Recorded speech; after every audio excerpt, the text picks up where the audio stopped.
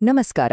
ಮಾನವಕುಲ ಎದುರಿಸಿರುವ ಅತ್ಯಂತ ಹಳೆಯ ಮತ್ತು ಅಷ್ಟೇ ಬೆರಗುಗೊಳಿಸುವ ರಹಸ್ಯವೊಂದನ್ನು ನಾವೆಂದು ಈ ಎಕ್ಸ್ಪ್ಲೇನರಲ್ಲಿ ಒಟ್ಟಿಗೆ ಭೇದಿಸೋಣ. ಅದೇ ನಮ್ಮದೇ ಆದ ಸ್ವಯಂ ಅರಿವಿನ ಮೆಕ್ಯಾನಿಸಂ. ನಾವು ಯಾರು ಮತ್ತು ನಮ್ಮ ಈ ಅದ್ಭುತ ಮನಸ್ಸು ಅಸಲಿಗೆ ಹೇಗೆ ಕೆಲಸ ಮಾಡ್ತದೆ ಎಂಬುದು ನಿಜಕ್ಕೂ ಒಂದು ಮೈಂಡ್ ಬೆಂಡಿಂಗ್ ವಿಷಯ ಅಲ್ವಾ? ಬನ್ನಿ ಶುರು ಮಾಡೋಣ. ಕೆಲವೊಮ್ಮೆ ನಮ್ಮ ಮೂಗಿನ ಮೇಲೆಯೇ ಕನ್ನಡಗ ಇರುತ್ತೆ, ಆದ್ರೂ ಇಡೀ ಮನೆ ಹುಡುಕ್ತಿರ್ತೇವೆ. ಗಮನಿಸಿದ್ದೀರಾ? ಅಥವಾ ಕತ್ಲೆ ಕೋಣೆಗೆ ಕಾಲಿಟ್ಟು ಏನನ್ನೋ ಹುಡುಕೋಕೆ ಪರದಾಡ್ತೇವೆ. ಈ ಗೊಂದಲಮಯ ಅನುಭವವೇ ವಿಚಾರಣೆಯ ವಿರೋಧಾಭಾಸ ಅಥವಾ ಪ್ಯಾರಡಾಕ್ಸ್ ಆಫ್ ಇನ್ಕ್ವೈರಿ ಅನ್ನೋದನ್ನ ಪರ್ಫೆಕ್ಟ್ ಆಗಿ ವಿವರಿಸುತ್ತೆ. ಅಂದ್ರೆ ನಮ್ಮ ಮನಸ್ಸು ತಾನೇ ಕತ್ಲೆಯಲ್ಲಿ ನಿಂತು ತನ್ನನ್ನು ತಾನು ಹುಡುಕೊಳ್ಳುವ ಪತ್ತೆದಾರನಂತೆ ವರ್ತಿಸುತ್ತಿರ್ತದೆ. ಏನನ್ನು ಹುಡುಕುತ್ತಿದ್ದೇವೆ ಅಂತಲೇ ಗೊತ್ತಿಲ್ಲದಿದ್ರೆ ಅದನ್ನ ಕಂಡುಹಿಡಿಯೋದು ಹೇಗೆ? ಇಲ್ಲಿಂದಲೇ ತತ್ವಶಾಸ್ತ್ರದ ಅಸಲಿ ಕವಲುದಾರಿ ಶುರುವಾಗುವುದು. ನಮ್ಮ ಮನಸ್ಸಿಗೆ ತಾನು ಅಸ್ತಿತ್ವದಲ್ಲಿದ್ದೇನೆ ಎಂಬ ಅರಿವು ಬರೋದು ಹೇಗೆ? ಹೊರಗಿನ ಜಗತ್ತನ್ನು ವೀಕ್ಷಣೆ ಮಾಡುವುದರಿಂದಲೇ ಅಥವಾ ನಮ್ಮೊಳಗೆ ಮೊದಲೇ ಬಿಲ್ಟೆನ್ ಆಗಿರುವ ಒಂದು ಪ್ರಕಾಶದಿಂದಲೇ? ಇವೆರಡರಲ್ಲಿ ಯಾವುದು ಸರಿ ಅನ್ನೋದೇ ತತ್ವಜ್ಞಾನಿಗಳ ನಡುವಿನ ದೊಡ್ಡ ಚರ್ಚೆ. ಈ ರಹಸ್ಯವನ್ನ ಭೇದಿಸಲು ನಮ್ಮ ಮುಂದಿರುವ ರೋಡ್ಮ್ಯಾಪ್ ಬಹಳ ಸ್ಪಷ್ಟವಾಗಿದೆ. ಸ್ವಯಂ ಅರಿವಿನ ವಿರೋಧಾಭಾಸ, ಅಸ್ತಿತ್ವ ಮತ್ತು ಮೂಲತತ್ವ, ಸ್ಕಾಲಾಸ್ಟಿಕ್ ಡಿಟೆಕ್ಟಿವ್ ಇಂಜಿನ್, ಅಮೂರ್ತ ಮನಸ್ಸಿನ ತರ್ಕ, ಅಂತರ್ಬೋಧೆಯ ಪ್ರತಿವಾದಗಳು ಹಾಗೂ ಅಂತಿಮವಾಗಿ ಬುದ್ಧಿಶಕ್ತಿಯ ಜಾಗೃತಿ. ಇದನ್ನೆಲ್ಲ ಒಂದೊಂದಾಗಿ ಬಹಳ ಸುಲಭವಾಗಿ ಅರ್ಥ ಮಾಡ್ಕೊಳ್ಳೋಣ. ಮೊದಲನೆಯದಾಗಿ ಈ ಸ್ವಯಂ ಅರಿವಿನ ವಿರೋಧಾಭಾಸ. ಸ್ವಲ್ಪ ಯೋಚಿಸಿ, ಒಂದು ಮನಸ್ಸಿಗೆ ತನ್ನ ಅಸಲಿ ಸ್ವರೂಪವೇನು ಅಂತಲೇ ಗೊತ್ತಿಲ್ಲದಿದ್ದಾಗ ಅದು ತನ್ನ ಹುಡುಕಾಟವನ್ನು ತನ್ನ ಕಡೆಗೆ ಹೇಗೆ ಫೋಕಸ್ ಮಾಡಲು ಸಾಧ್ಯ? ಇದು ಅಕ್ಷರಶಃ ಕತ್ತಲೆಯಲ್ಲಿ ಗುರಿಯಿಲ್ಲದೆ ಬಾಣ ಬಿಟ್ಟಂತೆ. ಇದೇ ಮೊದಲ ದೊಡ್ಡ ಅಡಚಣೆ. ಮನಸ್ಸಿನ ಈ ಮೆಕ್ಯಾನಿಸಂ ಅನ್ನು ಅರ್ಥ ಮಾಡಿಕೊಳ್ಳುವ ಮುನ್ನ ನಾವು ಎರಡು ನಿರ್ಣಾಯಕ ಪರಿಕಲ್ಪನೆಗಳ ನಡುವಿನ ವ್ಯತ್ಯಾಸವನ್ನು ಕ್ಲಿಯರ್ ಆಗಿ ತಿಳಿದುಕೊಳ್ಳಲೇಬೇಕು. ಅದೇ ಅಸ್ತಿತ್ವ ಮತ್ತು ಮೂಲತತ್ವ. ಇಲ್ಲಿ ನಾವು ಗಮನಿಸಬೇಕಾದ ಮೊದಲ ಪಾಯಿಂಟ್ ಆನ್ ಎಸ್ಟ್, ಅಂದರೆ ನಾವು ಇದ್ದೇವೆ ಎಂಬ ತಕ್ಷಣದ ಅರಿವು.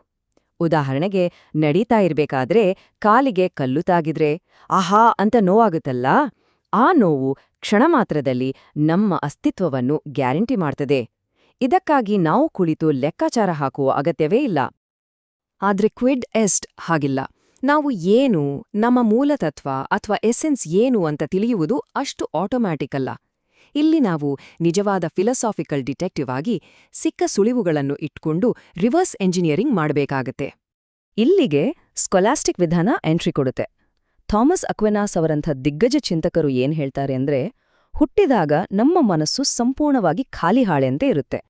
ಇದನ್ನೊಂದು ಕತ್ತಲೆ ಕೋಣೆಯಲ್ಲಿರುವ ಮೋಷನ್ ಸೆನ್ಸಾರ್ಗೆ ಹೋಲಿಸಬಹುದು. ಹೊರಗಿನಿಂದ ಒಂದು ಕಾಫಿ ಮಗ್ ಅಥವಾ ಬಿಸಿ ಬಿಸಿ ಪಿಜ್ಜಾ ಕಣ್ಣಿಗೆ ಕಾಣುವವರೆಗೂ ನಮ್ಮ ಬುದ್ಧಿಶಕ್ತಿ ಸಂಪೂರ್ಣವಾಗಿ ಸೈಲೆಂಟ್ ಆಗಿರುತ್ತೆ. ಆ ಹೊರಗಿನ ವಸ್ತು ಒಂದು ಗ್ರಹಿಕೆಯನ್ನು ಹುಟ್ಟುಹಾಕಿದ ತಕ್ಷಣ ಆ ಕ್ರಿಯೆಯ ಹಿಂದಿರುವ ನಮ್ಮ ಶಕ್ತಿ ಮತ್ತು ಅಂತಿಮವಾಗಿ ನಮ್ಮ ಮೂಲತತ್ವವನ್ನು ತರ್ಕಿಸಲು ನಮಗೆ ಸಾಧ್ಯವಾಗುತ್ತದೆ.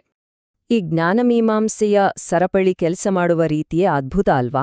ನಮ್ಮ ಅರಿವನ್ನು ನಾವು ಎಚ್ಚರಿಸಬೇಕು ಅಂದ್ರೆ ನಾವು ಆಲೋಚಿಸುತ್ತಿರುವಾಗಲೇ ನಮ್ಮನ್ನು ನಾವು ಕಾರ್ಯರೂಪದಲ್ಲಿ ಹಿಡಿಯಬೇಕು.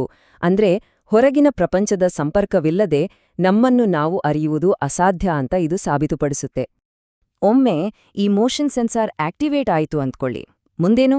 ಆ ಸ್ಕೊಲಾಸ್ಟಿಕ್ ಡಿಟೆಕ್ಟಿವ್ ನಮ್ಮೊಳಗೆ ನಡೆಯುತ್ತಿರುವ ಮೆಕ್ಯಾನಿಸಂ ಎಂಥದ್ದು ಅಂತ ಕಂಡುಹಿಡಿಯಲು ಸುಳಿವುಗಳನ್ನ ಬಹಳ ಎಚ್ಚರಿಕೆಯಿಂದ ವಿಶ್ಲೇಷಿಸಬೇಕು. ಭೌತಿಕ ಮತ್ತು ಮಾನಸಿಕ ಉತ್ಪನ್ನಗಳನ್ನು ಒಂದೊಮ್ಮೆ ಹೋಲಿಸಿ ನೋಡಿ. ನಮ್ಮ ದೇಹ ಕಣ್ಣೀರು, ಬೆವರಿನಂತಹ ಕಣ್ಣಿಗೆ ಕಾಣುವ, ತೂಕವಿರುವ ವಸ್ತುಗಳನ್ನು ಉತ್ಪಾದಿಸುತ್ತೆ. ಆದ್ರೆ ನಮ್ಮ ಮನಸ್ಸು, ಅದು ಗಣಿತ, ನ್ಯಾಯ, ಅನಂತತೆಯಂತಹ ತೂಕವಿಲ್ಲದ, ಕಣ್ಣಿಗೆ ಕಾಣದ ಪರಿಕಲ್ಪನೆಗಳನ್ನು ಪ್ರಾಸೆಸ್ ಮಾಡ್ತಿರುತ್ತೆ. ಭೌತಿಕವಲ್ಲದ ಈ ವಿಚಾರಗಳನ್ನು ನಾವು ಗ್ರಹಿಸುತ್ತಿದ್ದೇವೆ ಅಂದ್ರೆ ಅದನ್ನು ಯೋಚಿಸುತ್ತಿರುವ ನಮ್ಮ ಮೂಲತತ್ವ ಕೂಡ ಭೌತಿಕವಲ್ಲದ ಅಮೂರ್ತ ವಾಸ್ತವವಾಗಿರಬೇಕು ಎಂಬುದು ಇದರ ಹಿಂದಿನ ಅದ್ಭುತ ತರ್ಕ. ಆದ್ರೆ ಒಂದು ಕ್ಷಣ ಇರಿ, ಕಥೆ ಇಲ್ಲಿಗೆ ಮುಗಿಯುವುದಿಲ್ಲ. ನಮ್ಮ ಮನಸ್ಸು ಹೊರಗಿನ ಪ್ರಚೋದನೆಗಾಗಿ ಕಾಯುತ್ತಿರುವ ಬರೀ ಖಾಲಿ ಹಾಳೆಯಲ್ಲ ಅಂತಾಂದ್ರೆ ಸ್ವಯಂ ಅರಿವಿಗೆ ಬೇರೆ ಶಾರ್ಟ್ಕಟ್ಗಳು ಇವೆಯಾ? ಇಲ್ಲಿ ನಮಗೆ ಎರಡು ಕಾಂಟ್ರಾಸ್ಟ್ ಐಡಿಯಾಗಳು ಸಿಗ್ತವೆ. ಸ್ಕೊಲಾಸ್ಟಿಕ್ ವಾದ ಮನಸ್ಸನ್ನು ಒಂದು ಖಾಲಿ ಹಾರ್ಡ್ ಡ್ರೈವ್ ಅಂತ ಕರೆದ್ರೆ, ಡಿಸ್ಕಾರ್ಟೀಸ್ ಮತ್ತು ಅಗಸ್ಟಿನ್ ಅವರ ವಾದ ಅದನ್ನು ಒಂದು ಸ್ಮಾರ್ಟ್ಫೋನ್ಗೆ ಹೋಲಿಸ್ತದೆ. ಅಂದ್ರೆ ನಮ್ಮಲ್ಲಿ ಅರಿವು ಅನ್ನೋದು ಮೊದಲೇ ಇನ್ಸ್ಟಾಲ್ ಆಗಿರುವ ಆಪರೇಟಿಂಗ್ ಸಿಸ್ಟಮ್ OS ಇದ್ದಂತೆ, ಅದು ತಕ್ಷಣವೇ ನಮ್ಮನ್ನ ನಮಗೆ ಬಹಿರಂಗಪಡಿಸುತ್ತದೆ ಅಂತ ಅವರು ವಾದಿಸ್ತಾರೆ. ಆಧುನಿಕ ವಿದ್ಯಮಾನಶಾಸ್ತ್ರದಲ್ಲಿ ಜೀನ್ ಪಾಲ್ ಸಾರ್ತ್ರೆ ಅವರ ಸಿಗರೆಟ್ ಎಣಿಸುವ ಉದಾಹರಣೆ ಬಹಳ ಫೇಮಸ್. ನಾವು ಮಾಡುವ ಪ್ರತಿಯೊಂದು ಕೆಲಸದಲ್ಲೂ ಅನುಭವದಲ್ಲೂ ಸ್ವಯಂ ಪ್ರಜ್ಞೆ ಅನ್ನೋದು ಬಿಲ್ಟಿನ್ ಆಗಿರುತ್ತೆ. ಅಂದ್ರೆ ನಮ್ಮ ಅಸ್ತಿತ್ವವನ್ನು ಸಾಬೀತು ಮಾಡಲು ಮನಸ್ಸು ತನ್ನನ್ನೇ ತಾನು ಪ್ರತ್ಯೇಕವಾಗಿ ಹಿಡಿಯುವ ಅಗತ್ಯವೇ ಇಲ್ಲ ಅಂತ ಇದು ಬಹಳ ಸ್ಟ್ರಾಂಗ್ ಆಗಿ ಹೇಳುತ್ತೆ. ಸ್ವಯಂ ಅರಿವಿನ ಈ ಸ್ಪೆಕ್ಟ್ರಮ್ನಲ್ಲಿ ಇತಿಹಾಸದ ಶ್ರೇಷ್ಠ ಚಿಂತಕರು ಹೇಗೆ ಬೇರೆ ಬೇರೆ ನಿಲುವು ಹೊಂದಿದ್ದಾರೆ ಅಂತ ನೋಡಿದ್ರೆ ನಿಜಕ್ಕೂ ಆಶ್ಚರ್ಯ ಆಗುತ್ತೆ. ಅಕ್ವಿನಾಸ್ ಅವರ ಬಹುಹಂತದ ಲೆಕ್ಕಾಚಾರಗಳು ಒಂದು ತುದಿಯಲ್ಲಿದ್ರೆ, ಅಗಸ್ಟೀನ್ ಅವರ ಡೈರೆಕ್ಟ್ ಇಂಟ್ಯೂಷನ್ ಇನ್ನೊಂದು ತುದಿಯಲ್ಲಿದೆ. ಇವೆಲ್ಲವೂ ಮನಸ್ಸನ್ನು ಅರ್ಥಮಾಡಿಕೊಳ್ಳುವ ಬೇರೆ ಬೇರೆ ರೋಚಕ ದಾರಿಗಳು. ಹಾಗಾದ್ರೆ ನೂರಾರು ವರ್ಷಗಳ ಹಿಂದಿನ ಈ ಫಿಲಾಸಫಿ ನಮ್ಮ ಇಂದಿನ ದೈನಂದಿನ ಜೀವನಕ್ಕೆ ಯಾಕೆ ಅಷ್ಟು ಮುಖ್ಯವಾಗಿದೆ? ಆ ಪ್ರತ್ಯೇಕತೆಯ ಅಪಾಯವೇನು ಅಂತ ಈಗ ನೋಡೋಣ. ಸ್ಕೊಲಾಸ್ಟಿಕ್ ವಾದ ನಮಗೊಂದು ದೊಡ್ಡ ಎಚ್ಚರಿಕೆ ಗಂಟೆ ಬಾರಿಸ್ತಾ ಇದೆ. ಕೇವಲ ನಮ್ಮದೇ ಭಾವನೆಗಳು ಅಥವಾ ವ್ಯಕ್ತಿನಿಷ್ಠ ಅಂತರ್ಬೋಧೆಯ ಮೇಲೆ ಡಿಪೆಂಡ್ ಆಗೋದು ತುಂಬಾನೇ ಡೇಂಜರ್. ಯಾಕೆಂದ್ರೆ ನಮ್ಮ ಮೂಡ್ ಬದಲಾದಂತೆ ಭಾವನೆಗಳು ಬದಲಾಗ್ತವೆ, ಬುದ್ಧಿಶಕ್ತಿಯಿಲ್ಲದ ಭಾವನೆ ಕುರುಡಾಗಿರುತ್ತೆ. ನಮ್ಮ ನೈಜ ಸ್ವರೂಪವನ್ನು ಅರಿಯಲು ನಮಗೆ ಹೊರಗಿನ ವಸ್ತುನಿಷ್ಠ ವಾಸ್ತವತೆಯ ಅಂದ್ರೆ ಆಬ್ಜೆಕ್ಟಿವ್ ರಿಯಾಲಿಟಿಯ ಸಂಪರ್ಕ ಬೇಕೇ ಬೇಕು. ಎರಡೂ ಜೊತೆಯ ಕೆಲಸ ಮಾಡಲೇಬೇಕು. ಸಂತ ಅಗಸ್ಟೀನ್ ಅವರು ಮನಸ್ಸಿಗೆ ತನ್ನಷ್ಟೇ ಸಮೀಪವಾದದ್ದು ಬೇರೊಂದಿಲ್ಲ ಅಂತ ಬಹಳ ಸುಂದರವಾಗಿ ಮಾರ್ಮಿಕವಾಗಿ ಹೇಳಿದ್ದಾರೆ. ಇದು ನಿಜವೇ. ಆದರೆ ನಮ್ಮ ಆಂತರಿಕ ಅಸ್ತಿತ್ವ ಒಂದು ಆಳವಾದ ತಿಳುವಳಿಕೆಯಾಗಿ ಬದಲಾಗಬೇಕು ಅಂದ್ರೆ ಹೊರಗಿನ ಪ್ರಪಂಚದೊಂದಿಗಿನ ಒಡನಾಟ, ಆ ಘರ್ಷಣೆ ತುಂಬಾನೇ ಮುಖ್ಯವಾಗ್ತದೆ.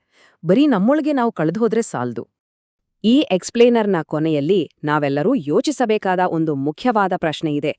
ಇಂದಿನ ದಿನಗಳಲ್ಲಿ ಮನುಷ್ಯರು ಹೊರ ಜಗತ್ತಿಗಿಂತ ಹೆಚ್ಚಾಗಿ ತಮ್ಮದೇ ಆದ ಪ್ರತ್ಯೇಕ ವ್ಯಕ್ತಿನಿಷ್ಠ ಭಾವನೆಗಳನ್ನೇ ಹೆಚ್ಚು ಹೆಚ್ಚು ನಂಬುತ್ತಿದ್ದಾರ? ಹಾಗಾದ್ರೆ ನಮಗೆ ಪರಿಚಯಿಸುವ ಆ ಮೋಷನ್ ಸೆನ್ಸಾರನ್ನೇ ನಾವು ಶಾಶ್ವತವಾಗಿ ಸ್ವಿಚ್ ಆಫ್ ಮಾಡ್ತಿದ್ದೀವಿಯೇ? ಈ ವಾಸ್ತವ ಮತ್ತು ಅರಿವಿನ ಸಮತೋಲನದ ಬಗ್ಗೆ ನಾವು ಖಂಡಿತ ಯೋಚಿಸಲೇಬೇಕು. ಯೋಚಿಸ್ತೀರಿ ತಾನೇ? ಮತ್ತೊಂದು ಅದ್ಭುತ ವಿಷಯದೊಂದಿಗೆ ಮತ್ತೆ ಸಿಗೋಣ.